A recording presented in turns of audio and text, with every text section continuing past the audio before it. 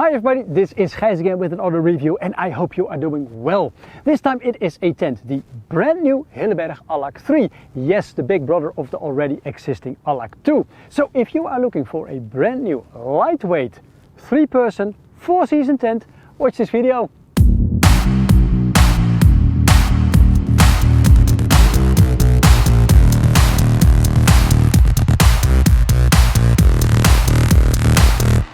Welcome to the review of the Hilleberg Allak 3. Like I mentioned in my introduction, this is the bigger brother of the Allak 2 that is already there for many years. Like the Allak 2, the Allak 3 is also a red label tent. And red label tents in the Hilleberg collection mean that they are made for harsh weather conditions. They are 4-season tents, they are lightweight, and that might compromise sometimes a bit of the space because lightweight is very important to Hilleberg. Now let's have a look at the package itself. As you can see, it comes in one big pouch. It's not a compression bag, it's just a very simple pouch. The whole tent weighs, according to Hilleberg, 3,700 grams, and I put it on my precise weighing scale at home and I measured only 22.8 grams more. So Hilleberg is pretty accurate on this number. Then the pack size. The diameter is about 25 centimeters and the length it is 56 centimeters. And because this is not a compression bag, you cannot make it smaller. And there is a reason why Hilleberg does not do a compression bag, because most of the time people who buy Hilleberg tents, that's what they say, they take the pouch as an extra. They have their own waterproof bags, they might separate the inner and the outer tent, or they have a compression bag themselves already.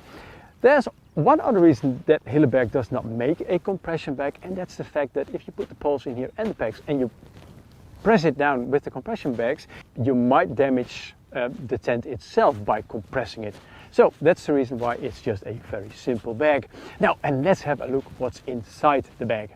I not only measure always only the whole package, I also measure all the different parts, like the stuff bag that weighs 56.5 grams on my precise scale.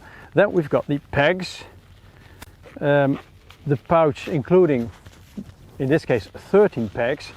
It weighs 163 grams, and I must say that I lost one peg in the last couple of months when I was outdoors.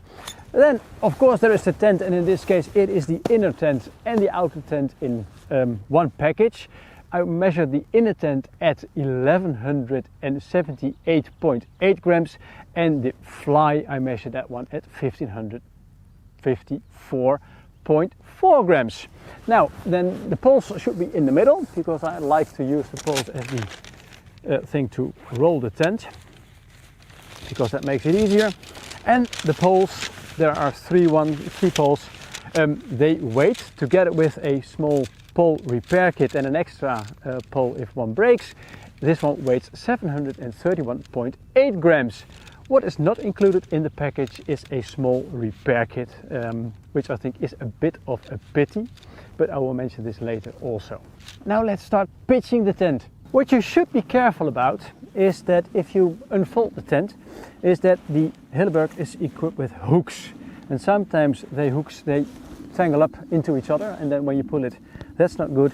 And also with all the Guylines, they sometimes also tangle together, and also with the hooks, so be careful with this. Now let me get the poles.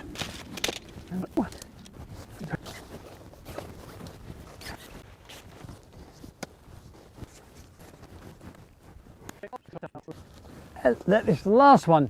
The good thing about a self-supporting dome tent like the Allak 3 is the fact that I can take it now and just move it around on the campsite, wherever, if my place is not really level when I test lie in it. But I know this spot is perfect. So now all I got to do is get the pegs in the ground to make it look more beautiful. And that's all there is to it, to pitch the Allak 3.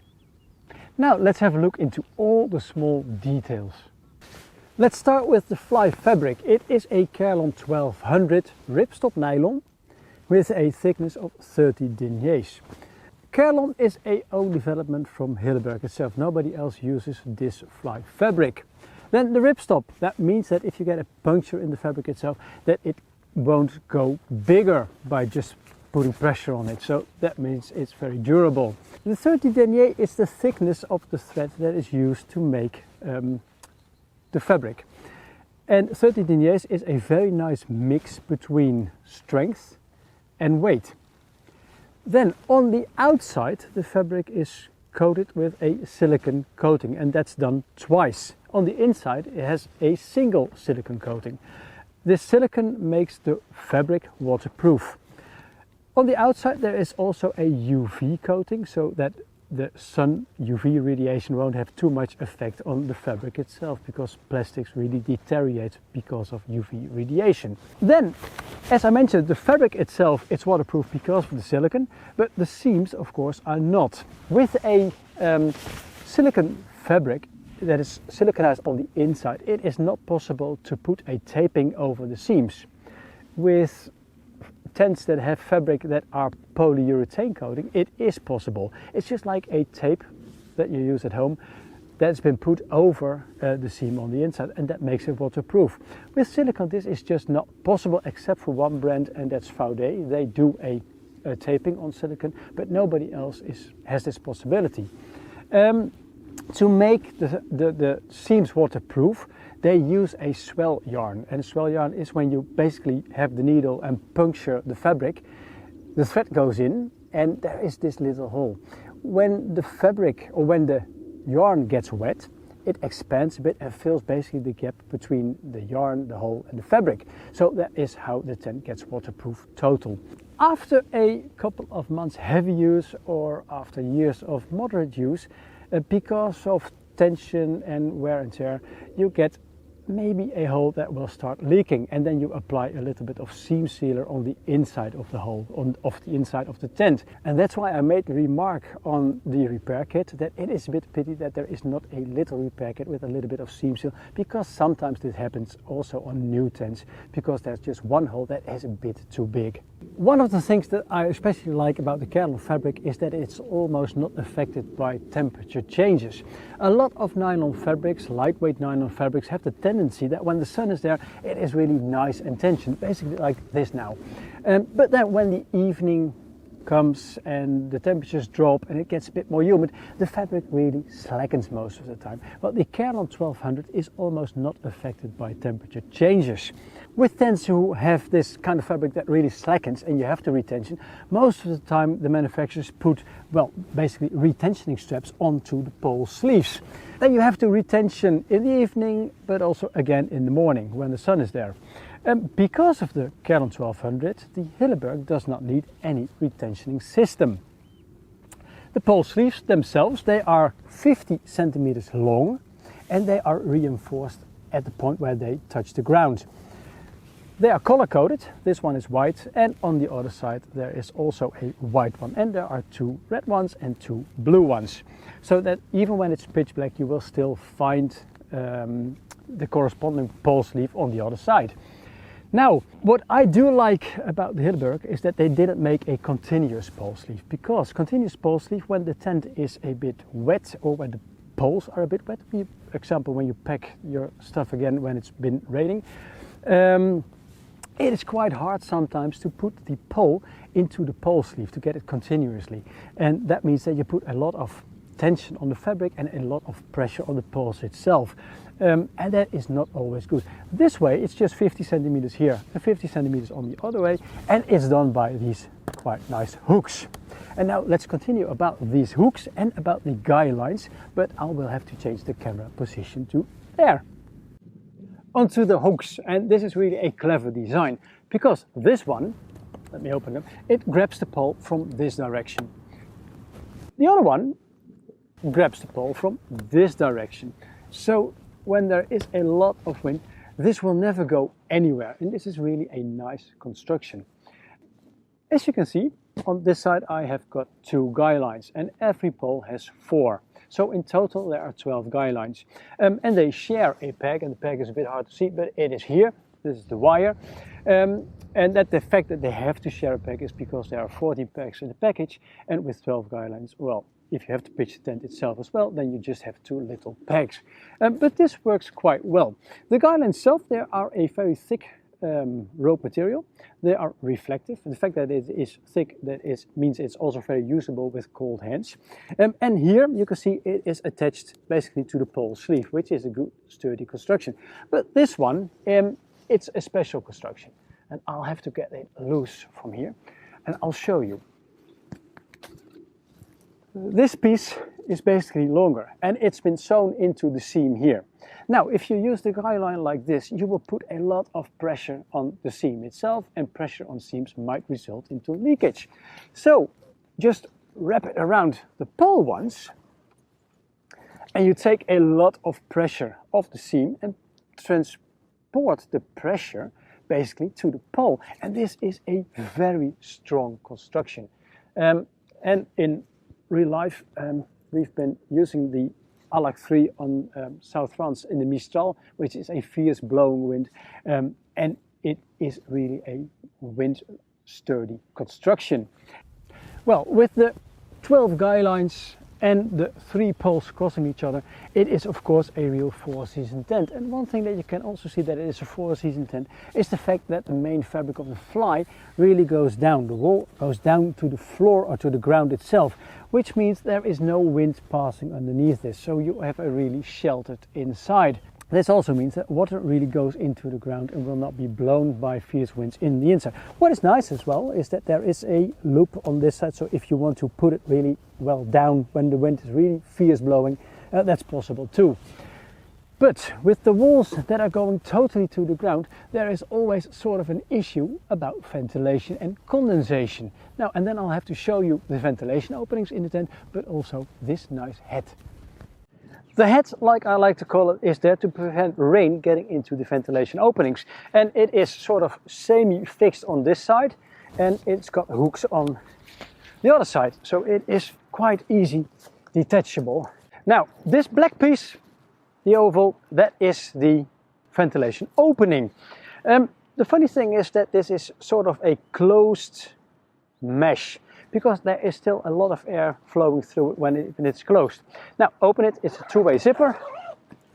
And of course here is a toggle as well, so you can stow it neatly. And like this, you've got the full ventilation. This side open, that side open. When it is this kind of nice weather and no rain is expected, you don't need the head, of course. You can just sleep in the tent like this. And in this way, you've got a lot of ventilation going on. With the head on and the ventilation openings open, I've discovered that without wind and a bit more colder and also a bit more rainy weather, because of the close contact to the ground of the side walls, the ventilation is a bit too little and you get quite a lot of condensation in the morning. But to be honest, I don't know any lightweight tent, 4-season lightweight tent, that does not have the problem of condensation, depending on the weather, of course. Now, one thing that I would like to explain to you as well is that this is a dome. But this is not a dome in the traditional way, because if you look at the construction, this is different. A dome has 2 or more poles that cross in the middle. So the strongest point is basically on the middle of the dome itself. This is a geodesic dome, which means that the poles are crosswise on more points. And this is one cross, this is one cross, and that is one cross. And that means that this construction, a geodesic dome, is way stronger than the regular domes, resulting in a more weatherproof tent. And even if you go camping with a lot of snow, this can withstand a big load. Of course, the Allak 3 has been into real rain in outdoor life. But you know, all circumstances, they variate a lot. And in this way, I can control the amount of water that I get onto the tent, and I also control the areas where I put the water. So I can always find out if there is something misdesigned or if it's not well produced. I can pinpoint the holes, the leakages, or when there is wind blowing, if it goes underneath the head. And this is how I can compare one tent to the other in honest conditions. And now let's have a look on the details of the rain. One of the things I really like is the gutter that is onto the Allak, because if you look very well you can see the rain dripping from the gutter above the entrance, which I think is a very well thought of feature.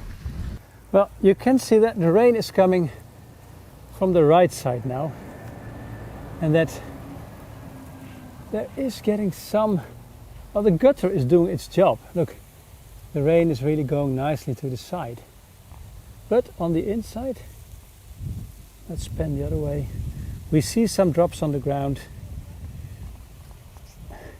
So when it's raining and you want to do some cooking, shelter with the door open, be careful. Hilleberg uses poles from the Korean manufacturer Duck for the Allak 3.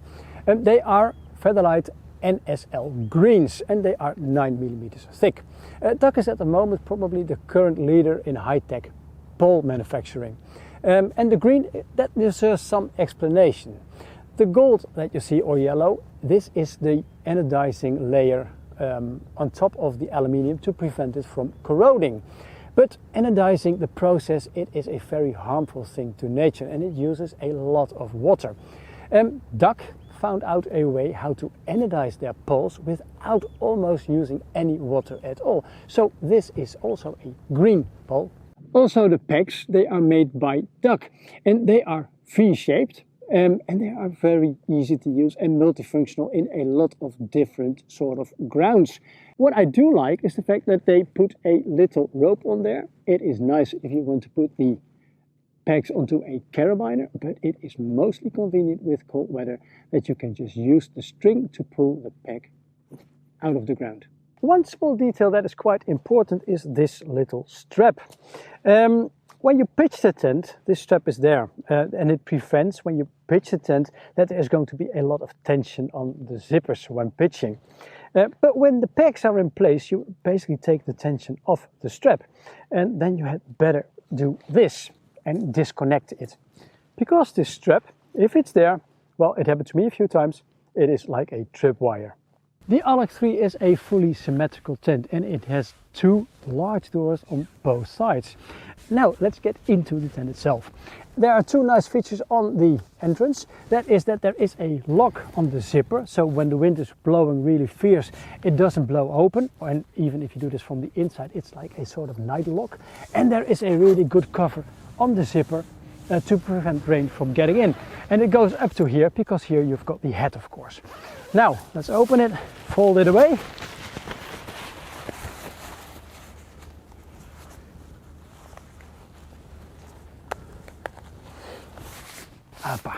Now let's have a look in the inner tent. Now, as you can see, this is a really large door.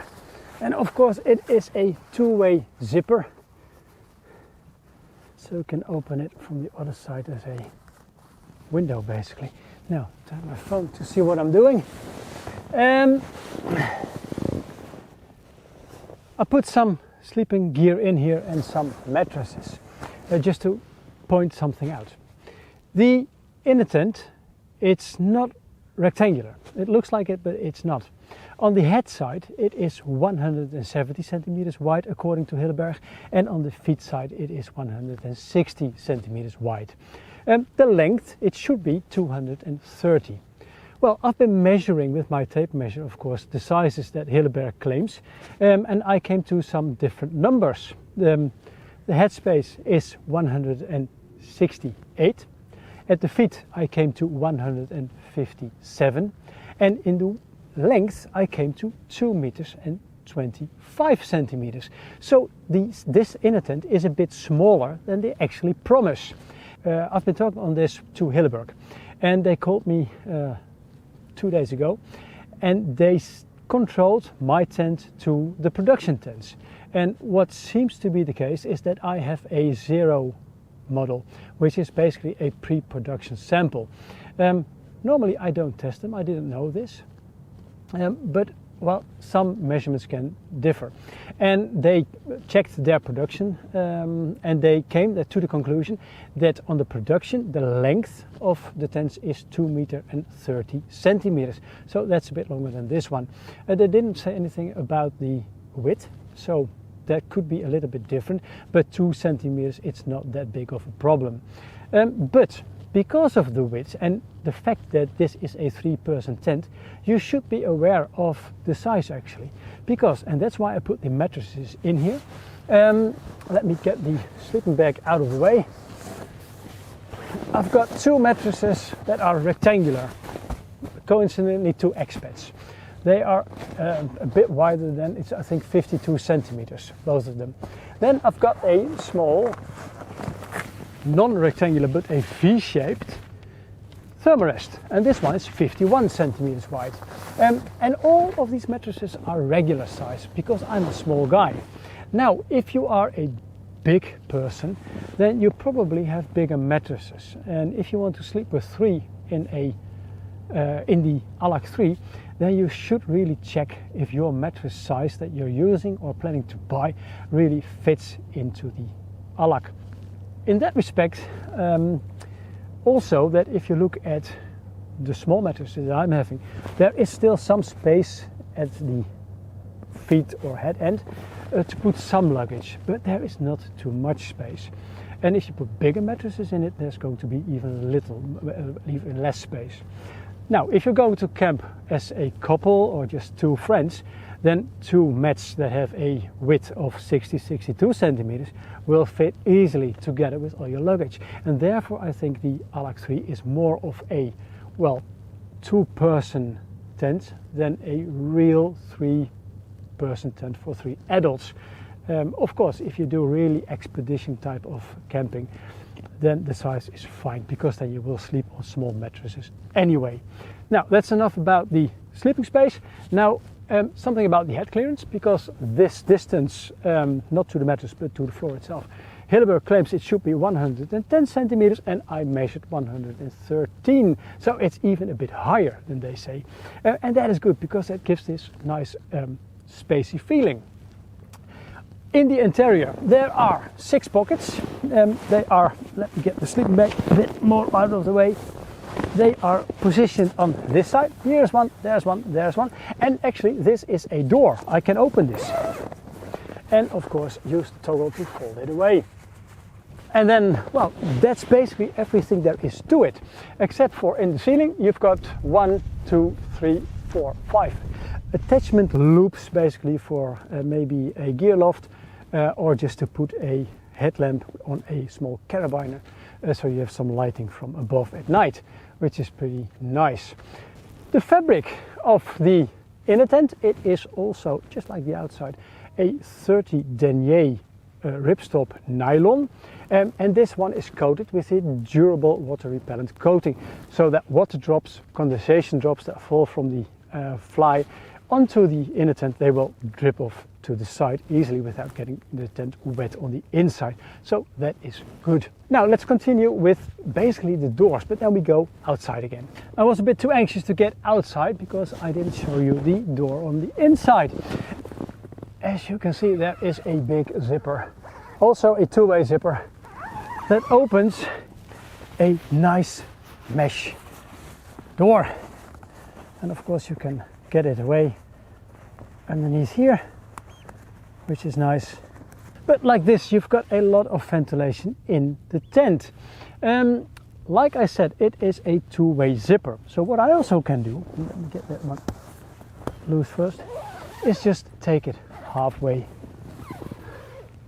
And now I'm still a bit sheltered. Because the outer door, the other zipper, is here, I can open this, open the ventilation from the inside, and I'm not going to be bothered now with doing this really proper. But now you've got this really nice airflow going on, and this is for, let's say, warmer days with a little bit of rain. This is an ideal situation. What I like about the Allak is the fact that the door is actually split in half. This one is 1 meter and 20 centimeters and this part is 50 centimeters. And what that enables me to do is this. I can close this door partly and then I can close this one as well. And open this one. Let's tie that down. And now when the weather is not that fine, I still got this nice secluded area to do maybe a little bit of cooking on something like a jet stove. Be careful. The awning itself, and let me get this open again because it is getting ridiculously warm in it now. The awning itself, it's got a distance of 65 centimeters. And well, that is not really big. You can see I can fit one large backpack in there, you can fit the other one on the other side, but if there's 3 backpackers, then where do you leave the third backpack? Yes, maybe here, but then you have got maybe an entrance issue. The other thing that well, I didn't really like is the fact that yes, the head, it gives some protection to the inner tent from the rain, but as you can see on my Raintest, it also drips in the inner tent, and I would have expected a little bit more a sheltered entrance, to be honest, so that you can do some cooking in here where the space is bigger. Now Hilleberg gave me a top tip. What they told me is what you can also do is just get one of the mattress a bit out of the way and unclip basically these 2 connectors, and like this you've got an area that's bigger, it is sheltered from the rain, and now you can do some secure cooking without getting wet, without getting the inner tent wet. So this is something like a, well, maybe it's an emergency tip, but it works well. Now there's one thing I didn't tell you yet on the inner tent, and that is the fabric of the floor. This is a 70 denier nylon fabric, and there is a polyurethane coating on the inside that makes it fully waterproof. And as you can see, what I mentioned before, polyurethane, this seam is taped. One thing I also like about the Allak is the fact that the inner tent is detachable from the fly. It's just a matter of getting these toggles out of the way or disconnect them. There is a good reason for this, and that's something that I always do on wetter days. I always pack my stuff, example when it's been a wet night or it's still raining, or when you have a lot of condensation on the inside of the fly. I always take my gear, put them into my backpack, then I take out the inner tent, which is still dry, put that one in a separate bag, put that one in my backpack. And the last thing I take is the fly sheet, because that's very wet, and I put that also in a plastic bag. Then during the day when I get a dry patch of weather, I just lay out the fly and let it dry. Now if I don't get a dry patch during the day, then I'll have to pitch my wet fly sheet.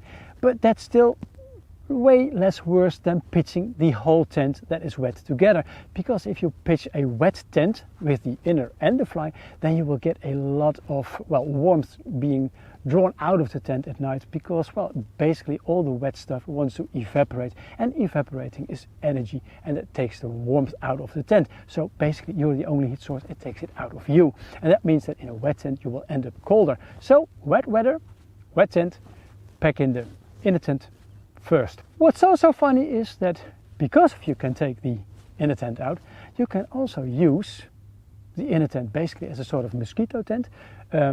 Hilleberg provides a set for this. You cannot do it just with the poles.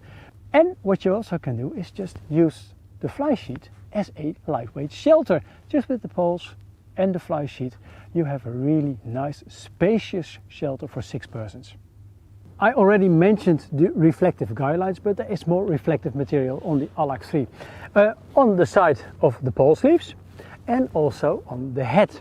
But the most important one is this one. It's the one in the middle of the head on the Hilleberg logo. So when you go out in the night for a wee and search with your headlamp for your tent again, and you see the reflective one in the logo, you know you found the entrance. And now I think I've covered everything there is to tell about the Allak 3. On to my verdict. How do I rate the Hilleberg Allak 3?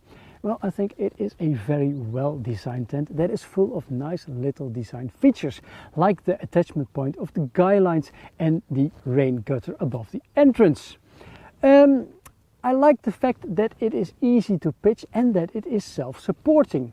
The weight of 3.7 kilos is really nice. It's proven to be windproof and waterproof. And then there is the Carlon 1200 fabric. I really like it because it doesn't slack that much as a lot of other fabrics do, so you don't have to retension the whole time. Then the size, well, especially the size of the inner tent. The height is fine, but the inner space, and even if you take the correct numbers from the production, from Hilleberg's production at the moment, I still think it is a bit smallish for 3 big adults. And if you want to buy one for 3, then you really have to think about the mattresses and try this in the shop. But I still reckon that the Hilleberg Allak 3 is more of a roomy 2-person tent. On the downside, there is the matter of condensation. Yes, all 4-season tents have condensation, but I would have expected a bit better performance. On the downside as well, I think that the inner tent should be a little bit more sheltered if you want to cook outside when it's raining. The price of the Hilleberg Allak 3 is 1,295 euros, and that is a pretty high price. But it is a bulletproof tent for really harsh weather conditions, and therefore I rate the Hilleberg Allak 3 at 8.9 points out of 10 total. I hope you liked the review and that it was useful to you, and if it was, please give it a like and leave a comment below. For those who are not following me yet or who just tuned into my channel, I am a 100% independent reviewer. I'm not being paid to make these reviews by manufacturers. I don't have any affiliate deals and I don't have advertisements on my website, and I like to keep it this way. So if you value independent reviewing, please subscribe to my YouTube channel, follow me on Instagram and like my Facebook page. And if you do, many thanks in advance. Enjoy the outdoors. Ciao, ciao.